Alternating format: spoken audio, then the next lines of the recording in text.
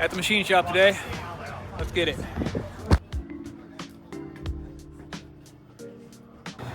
Stage setup for the day. We're all set up, we're done, we're turning it over. Tim Montana guys are coming in. Not a step. Sound check, loading's done. They always treat you like gold every time you're here. Legendary spot. Everybody loves to play this spot. Anybody has played this spot. Set up here, ready to rock. Little compact system here. I'm off my case today, so my multi-rack is right over here. This is insane for a house rig. These guys have a D-Live, rocking a portico down here. Yeah, they take care of you here. But yeah, I got a cool question, kind of like a really unique story.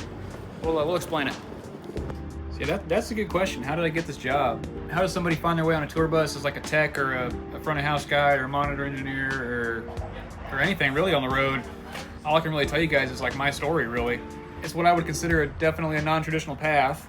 In retrospect, I was being smart. I just didn't know I was being smart at the time. I had never run live sound in my life. I'd always been a studio guy. I've been living in Kansas City, Missouri for a long time, and I had been bouncing around all these recording studios as like this executive engineer. I was the guy that could come in and fix your studio real quick. If you had a Pro Tools bug or your system was locking up, I could come in and get you going really quick. So I kind of got my reputation around town as like being like the quick fix-it guy for recording studios. Like so that eventually built its way up, and I became like an engineer at all these recording studios in Kansas City.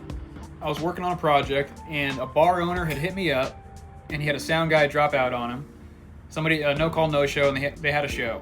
And I was like, well, surely live sound it's the same thing as studio, right? Like I can just run out there and I can mix your show, no problem. Whoo, boy, was I wrong. I went out there, and I completely failed. I flopped. I fell on my ass. I didn't know how to route audio to a subwoofer the entire time. I mean, everybody was just happy to have somebody who could turn on a PA in the building, but I didn't know what the fuck I was doing or how I could run that thing. So somehow, by the end of the night, the owner offered me the job. So I took that as the opportunity to come back after that horrific flop, basically. I completely fell on my ass for 4 bands, so I was like, no, we ain't doing this again. I'm gonna learn how to do this right. So I had this mental switch, and I was like, I just want to be an engineer that people in my town trust. I was already pretty busy doing studio work, running around town, doing all that. So I was like, this is kind of like a cool opportunity to become like an audio person that people in my local area trust. It was a shithole club, dude. I'm pretty sure it used to be a strip club, or the owner turned it into a rock bar. Maybe 300, 400 people could fit on that dance floor area. And my goal, like when I got that job, is I wanted it to be like the skeptical sleeper room. Like I wanted people to walk in and be like, what the fuck is this? And then next thing you know, they hear the sound and they're just like, oh my God. Call it cocky. I just wanted to be the baddest dude in town. So I was grinding my way out at this shithole club for like years and years and years, getting paid peas and carrots. Over half of the amount of money I made every single night went into my gas tank just to get to and from the gig. I did that for about 4 years, nonstop, of just running sound in this like little shithole club. For some reason, the owner, he ended up getting a good budget, changing promoters, and we started getting all these like big 80s acts, like Lita Ford, Winger, Great White, like Uli John Roth. Some more like well-known acts started coming through. I started getting to work for the first time with touring front of house guys and sound engineers. And to me, that was just the coolest thing in the world, was going out on the road, jumping on a bus, doing the thing. I had always romanticized it. I didn't know it at the time, but so this is what I was saying, this is where I was accidentally smart. Through my environment and through the people around me and the way that the world and the way that network was happening between the promoter and the owner, and me just kind of being there, I found myself just being in the room with all these big touring guys. Pretty well-known front of house guys who were out on the road, and pretty well-known guitar techs, and would start walking in the building. And I would just make sure that no matter how much crap was getting thrown at me, because it was a small venue, so there was a lot of crap getting thrown at me, I just wanted to make sure that no matter what the situation was, because I knew that those guys were walking into a less than ideal situation, I wanted to make them as comfortable as humanly possible and just instill the trust that, at least on the audio side, no matter what, you've got a dude in your corner. So I'm here. I'll go buck against the promoter. I'll go buck against the venue owner. I'm here to deliver the best that I can deliver with what we've got for you guys. No matter what, no excuses. You tell me to do something, I'm going to get it done. You need me to grab a soldering iron, I'm going to grab a soldering iron. You need a Y cable made, give me 2 XLRs, a soldering iron, and some E-tape. I'll make you that Y cable. Without knowing it, I ended up kind of getting this reputation of like, there's this local guy in Kansas City who like actually gives a shit. He's not just throwing shit around, he actually cares. I started having like local bands call me and request me to come run sound at their shows. I've worked with 2 or 3 different bands, and anywhere they played, if I was available, I'd jump in and I'd run their sound. Kind of like derail real quick, but I'm working at this recording studio, and the guy who's in charge of like running the social media side of the studio and handling like the booking and all that, I had no idea. He was the tour manager of a band called Shaman's Harvest. He was going out with those guys in the background. I had no idea that was happening. Well, he knew that those guys needed a front of house engineer. I didn't know that. I didn't know my name was going in that hat at all. And I remember hearing through word of mouth through a guitar player friend of mine, actually, that they needed a sound guy. So I was like, oh my gosh, here's my chance.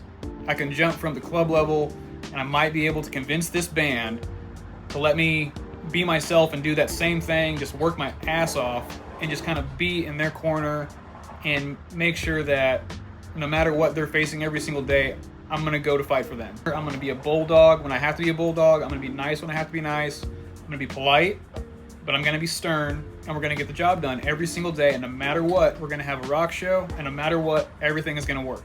So dudes, I had found their Facebook page, and I had actually typed out this like, I don't know, it was too long, guys. It was like a 3-4 paragraph message to these guys about like, hey, I'm a nobody in Kansas City. You know, word of mouth is you guys need a sound guy. I'm ready to work my ass off. I'll be the hardest working dude you guys have ever had on your team. I want an opportunity to come out there and show you guys that I can be a badass for you guys, and that I can come out there and just fucking grind it, and that I've got what it takes to hop on that bus with you guys. I'm not gonna lie to y'all. I didn't immediately send the message, and because I was kind of bitching out, dude. I was getting cold feet. I was like, man, you know, oh, what this is? It's just gonna be this like message from this random guy in Kansas City, like, you know, like, who am I? They're never going to give me the time of day. Started having all this, like, doubt circle around in my head. So I was like, I did, like, the classic sales pitch move. Anybody out there who's a sales guy is going to relate to this. You kind of, like, psych yourself up to make the call. You know, like, I was, like, pacing back and forth. I'm like, all right, here we go. No matter what, this is it. You just got to walk over, push send the message on Messenger, and let life be life.